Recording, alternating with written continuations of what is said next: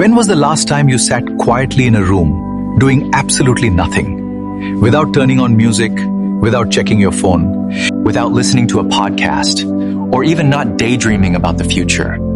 Just you and the silence. For most of us today, that scenario sounds like torture. As soon as there's a 10-second lull while waiting in line for coffee, at a red light, or even while using the restroom, our hands reflexively reach into our pockets for our smartphones.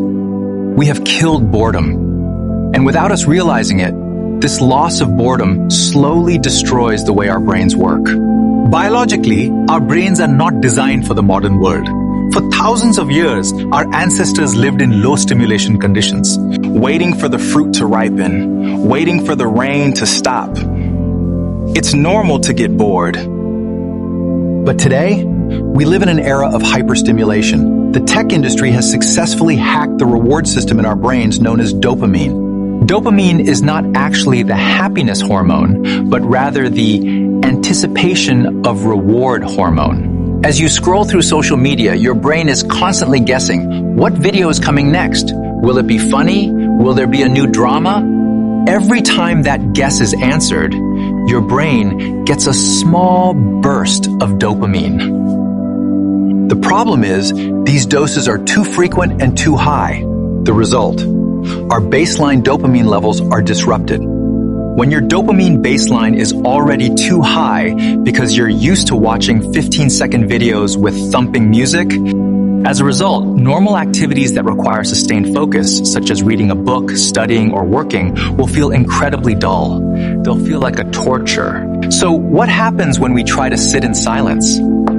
Our brains experience symptoms similar to withdrawal. Since there is no external stimulus, our brains start to get noisy.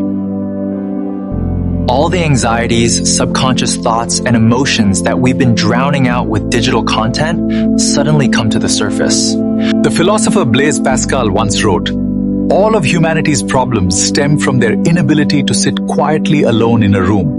We are not afraid of silence. We are afraid of what we find within that silence, namely, ourselves. When we lose the ability to feel bored, we also lose the two most valuable things in life: creativity and peace of mind. The best ideas in human history have emerged when the brain is in the default mode network. That is, when we daydream and let our thoughts flow freely.